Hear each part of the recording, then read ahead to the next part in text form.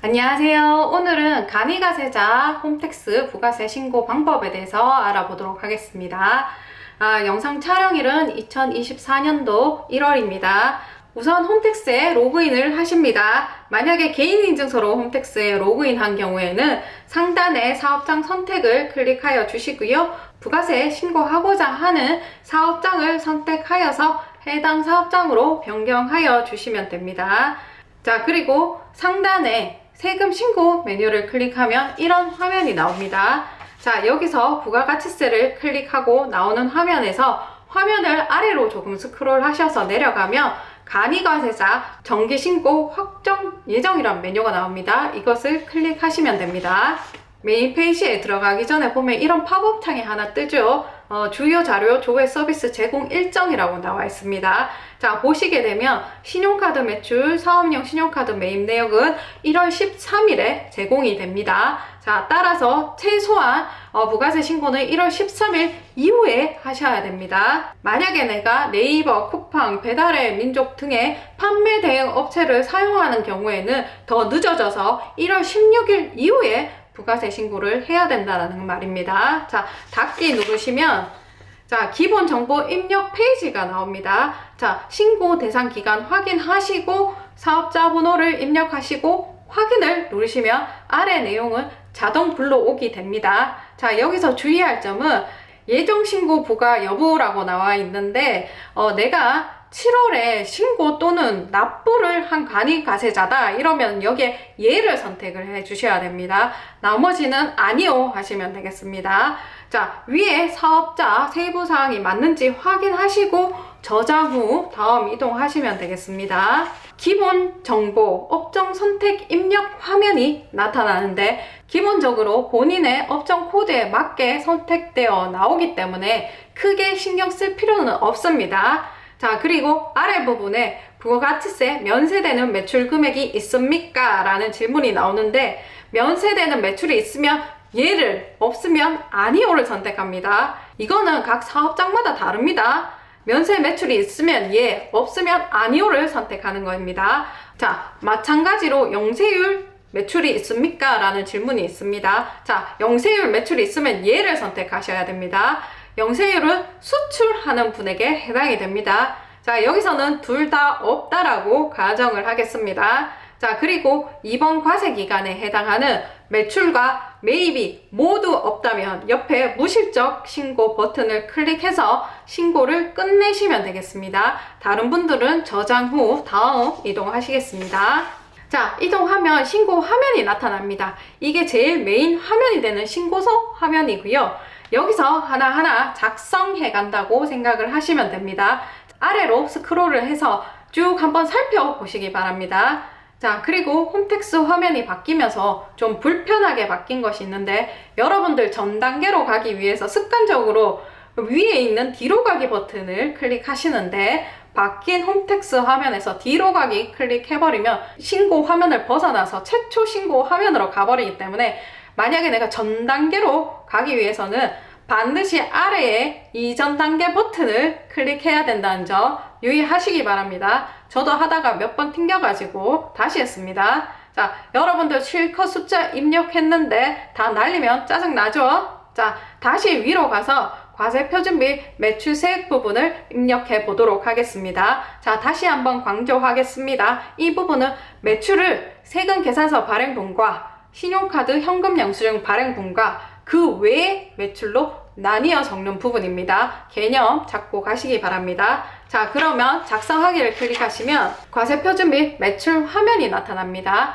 여기서 화면에 표시된 1번, 2번, 3번을 차례대로 입력하여 주시면 됩니다. 다른 부분은 여러분들이 신경 쓰실 필요 없습니다. 자, 1번 부분 보시게 되면 1번 부분은 간이가세자 중에 세금 계산서 발행 내역이 있는 분만 작성하면 됩니다. 만약에 내가 매출 세금 계산서를 발행한 게 없다라고 하시는 분들은 작성하지 않는 서식입니다. 자, 여기서는 발행 내역이 있다라고 가정하고 매출처별 세금 계산서 합계표 입력해 보도록 하겠습니다. 작성하기 클릭해 주시면 매출처별 세금 계산서 합계표 입력하는 화면이 나오는데 이 화면에서 전자로 발행된 매출 세금 계산서와 종이로 발행된 매출 세금 계산서를 입력하는 곳입니다. 자, 첫 번째 주황색 동그라미를 보시게 되면 과세기간 종료일 다음 달 11일까지 전송된 전자세금 계산서 발급분이라고 나와 있습니다. 이 말은 정상적으로 발급된 전자세금 계산서를 의미합니다. 자, 이 부분은 쉽습니다. 위에 전자세금 계산서 불러오기 버튼을 클릭해 주시면 불러와진 것을 볼 수 있습니다. 자, 그리고 옆에 전자세금 계산서 자료 조회 부분을 클릭해 보면 이런 팝업창이 뜨는데 과세기간 종료일 다음 달 11일까지 전송된 전자세금 계산서 발급분의 금액은 앞에 양식에 불러와진 금액과 동일하죠. 자, 그리고 아래 보시면 과세기간 종료일 다음 달 12일부터 전송된 매출 전자세금 계산서 합계라고 나와 있는데 이 부분에 아무 금액이 나타나 있지 않는 것이 정상적이고요. 이 부분에 금액이 나타나 있다 하시는 분은 사업자별 명세 조회하셔가지고 다음 입력할 종이 매출세금 계산서 부분에 입력해 주셔야 됩니다. 자, 닫기 눌러주시고 다시 화면으로 돌아와서 종이 세금 계산서와 전송기간 마감일이 지난 전자세금 계산서 발급분 매출입니다. 등 매출차별 명세 작성 이 부분에 종이세금 계산서에 기재된 내용을 입력하시면 됩니다. 사업자 등록번호 넣고 확인 누르시고 매수, 공급가액, 세액 넣고 입력 내용 추가하시면 아래 명세 부분과 합계 부분의 금액이 나타나는 것을 볼 수 있죠. 자, 동일한 거래처에 여러 장을 발행한 경우에는 한꺼번에 10장을 넣으셔도 되고요. 건건이 10번을 치셔도 상관없습니다. 아래로 내려가면 매출처별 세금 계산서 합계라고 나와 있습니다. 자, 이 부분은 전자 매출 세금 계산서와 종이 매출 세금 계산서의 합계 금액을 보여주는 곳이고요. 자동으로 계산이 되어 있는 것을 볼 수 있습니다. 자, 맞는지만 확인하시고 아래에 입력 완료 버튼을 클릭하시면 됩니다. 자, 다시 과세분 매출에 보시면 세금 계산서 발급분에 금액이 입력되어 있는 것을 볼 수가 있죠. 자, 그 다음에 2번 신용카드 매출 전표 등 발행금액 집계표를 작성해 보도록 하겠습니다. 자, 작성하기 클릭하시면 판매 대행 업체 매출이 있는 경우에는 이 부분을 입력하기 전에 먼저 선행되어야 될 부분이 있습니다. 자, 판매 대행 업체의 매출은 자, 신용카드 부분과 기타 부분을 구분할 필요가 있는데 부가 25번과 부가 26번 참고하셔서 분리하시면 되겠습니다. 자, 여기서 설명하면 너무 영상이 길어져서 그렇습니다. 자, 위에 부분 먼저 한번 읽어보도록 하겠습니다. 부가세를 포함한 금액으로 입력합니다 라고 나와 있고 아래 부분에 보시면 조회되는 판매 대행 자료 중 신용, 직불, 김영식, 선불 카드만 포함이라고 나와 있습니다. 이 말은 홈택스에서 조회되는 금액은 신용카드 이외에 기타 부분의 매출이 합산되어 있으니까 그 부분은 빼고 입력하라는 말입니다. 먼저 신용, 직불, 김영식, 선불 카드 매출 총액 발행 내역 조회를 클릭하시면 자, 이런 팝업이 나타납니다. 팝업 창을 보시면 위아래로 나뉘어져 있습니다. 위 부분에 보시면 신용카드와 판매 대행 업체의 매출을 조회할 수 있고요. 아래 부분에는 조회된 금액을 입력하는 부분으로 나뉘어져 있습니다. 각각 옆에 보시면 상하로 움직일 수 있는 스크롤이 있고요. 이 부분을 이용해서 아래 위로 이동하면서 보셔야 됩니다. 자, 상단에 보시면 결제 연도에 조회하고자 하는 과세기간을 넣으시고요. 조회하기 누르시면 내역이 나타납니다. 자, 조회창의 윗부분은 신용카드와 제로페이에 대한 매출이고요. 조회창의 아랫부분은 판매 대행 매출에 대한 금액입니다.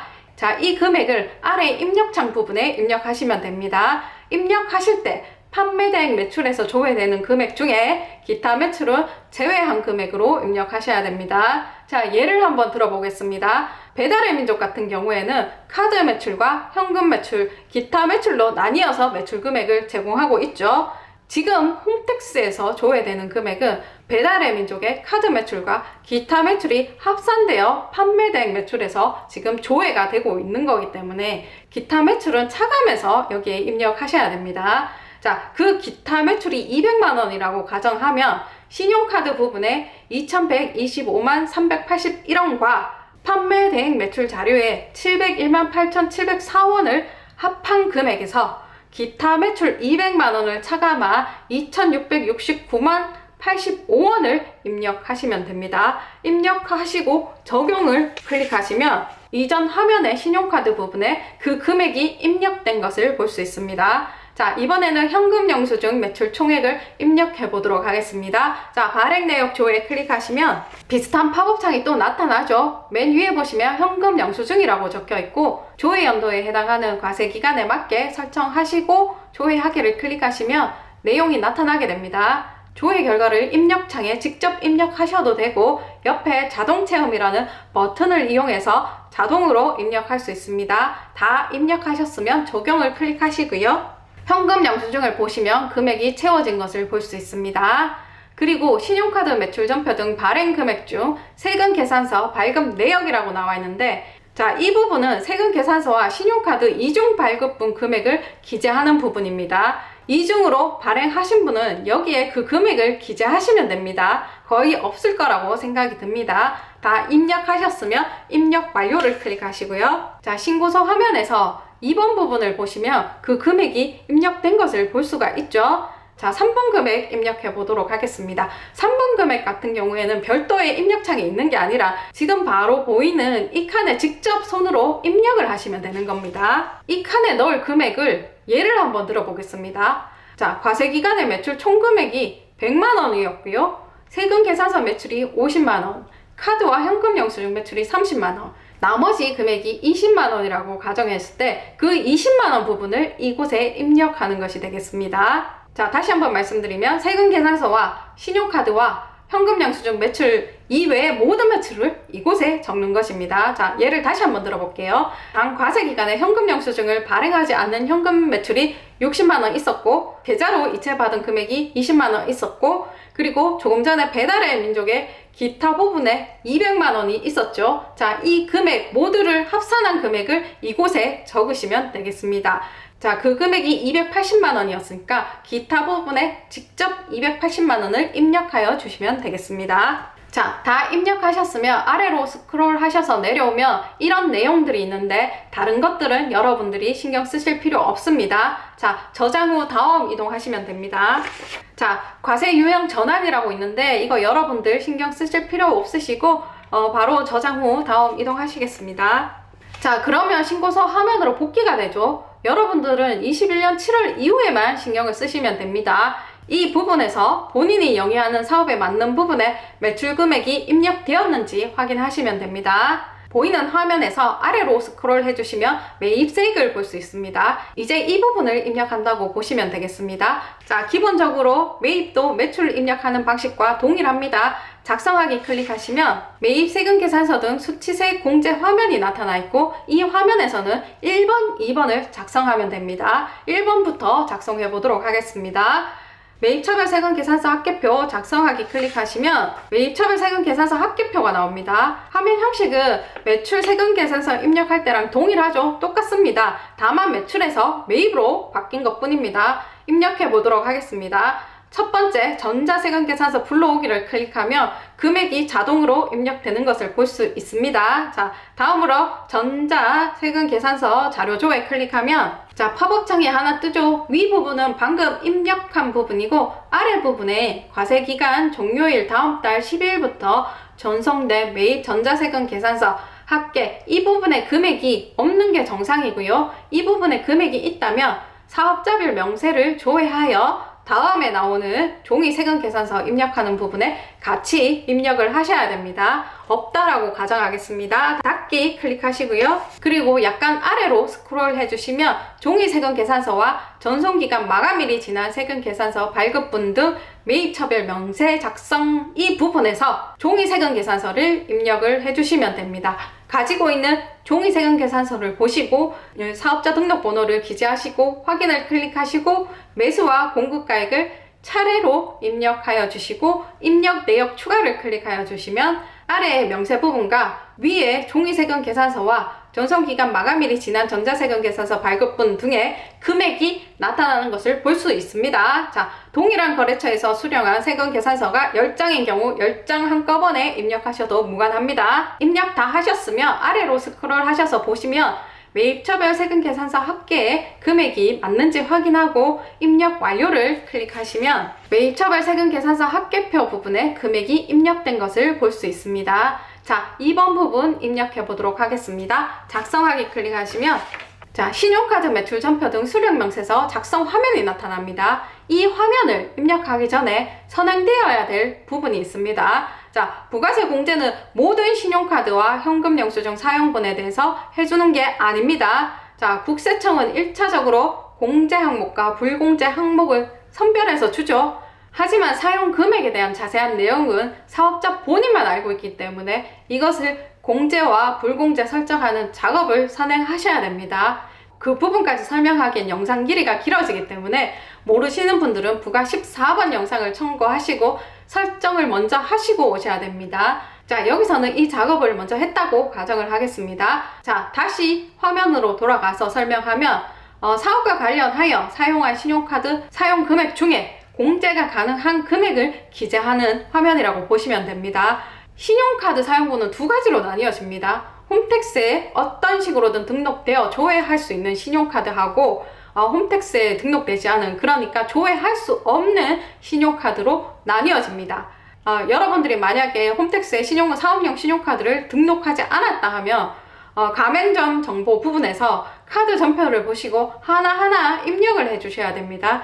이게 양이 많으면 번거로우니까 사업용 신용카드를 등록하라고 말씀드리는 것입니다. 자, 아직까지 안 하신 분들은 홈택스 01 영상 참고하셔서 등록하시고요.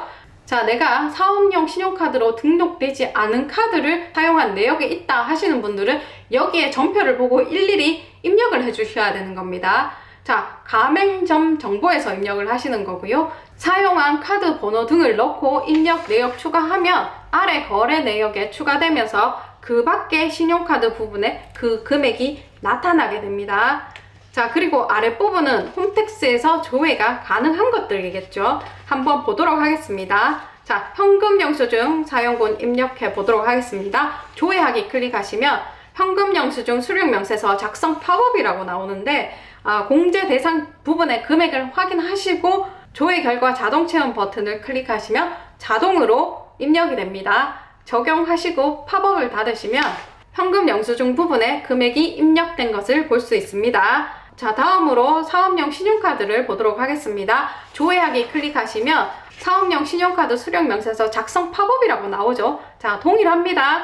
자, 공제 금액 확인하시고 조회 결과 자동 체험 버튼을 클릭하시면 자동으로 입력됩니다. 적용하시고 팝업을 닫으면 사업용 신용카드 부분에 금액이 입력된 것을 볼 수 있습니다. 자, 화물 운전자 복지카드도 동일합니다. 해당되시는 분들은 조회하게 하셔서 자동 체험하시면 됩니다. 다 입력하셨으면 입력 완료하시고 나오면 신용카드 매출 전표 등 수령 명세서에 사용 금액이 기재가 되어 있습니다. 아래로 가보시면 면세 사업자가 아니더라도 면세 매입은 있을 수 있습니다. 자, 화환이나 서적, 방역 같은 경우에 면세죠. 자, 작성하기 클릭 한번 해보시면 작성할 수 있는 화면이 나오는데 앞에서 본 세금 계산서 입력 화면과 거의 동일합니다.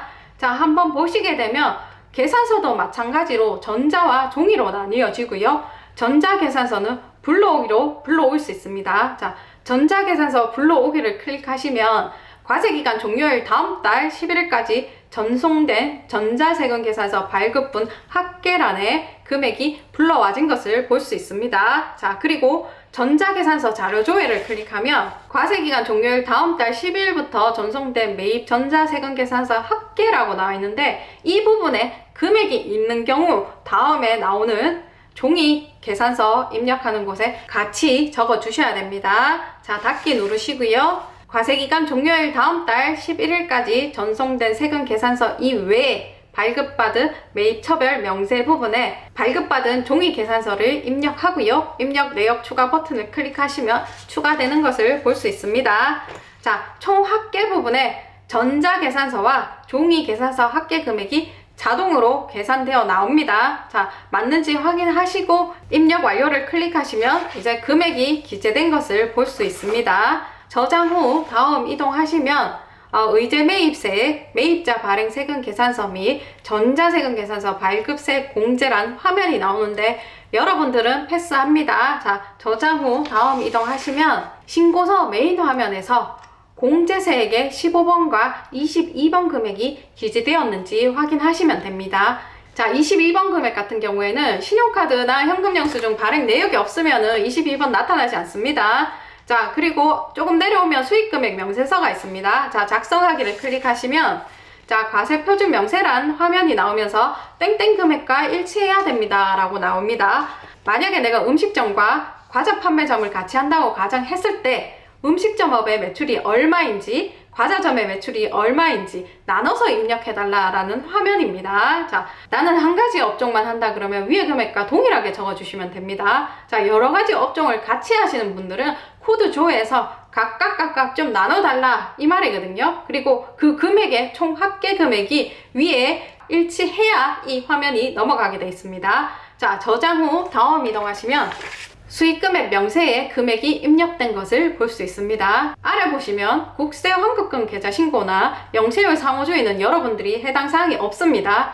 자, 이로써 신고서는 다 작성을 한 거고요. 위아래로 스크롤 해가면서 빠진 것 없나 확인하시고 신고서 입력 완료를 클릭하시면 신고서 제출 화면으로 넘어갑니다. 여기서 한 번 더 금액이 맞는지 확인하시고 신고서 제출하게 하시면 신고는 끝나게 됩니다. 자, 그리고 간이가세자 여러분들 4,800 미만은 납부금액 없다라고 알고 계시는데 자, 여기서 4,800은 환산 개념이 들어갑니다. 자, 예를 들어 보겠습니다. 2023년 9월에 개업을 해서 총 3천만 원의 매출이 발생했고요. 자, 그러면 여러분들이 4,800 미만이니 납부금액 없다라고 판단을 하시겠죠. 하지만 이분은 납부금액이 있습니다. 자, 보시면 9개월을 영업해서 3천만 원을 벌었으면 한 달에 750만 원 번 겁니다. 그러면 1년을 영업했다면 9천만 원입니다. 이 환산한 금액이 4,800이냐 아니냐를 따지는 겁니다.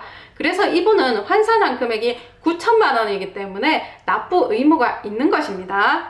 자, 신고서 제출하기 누르시면 되겠습니다. 자, 그리고 내가 납부서와 신고서를 확인하고 싶다면 첫 페이지 상단에서 신고 내역 조회라는 메뉴가 있습니다. 이 메뉴를 클릭해서 들어가서 신고 일자 넣고 검색하시고 조회하시기 하시면 아래에 신고 내역이 나타나게 됩니다. 자, 납부서 보기를 클릭하면 납부서를 볼 수가 있고요. 접수번호 밑에 숫자를 클릭하면 신고서를 볼 수가 있습니다.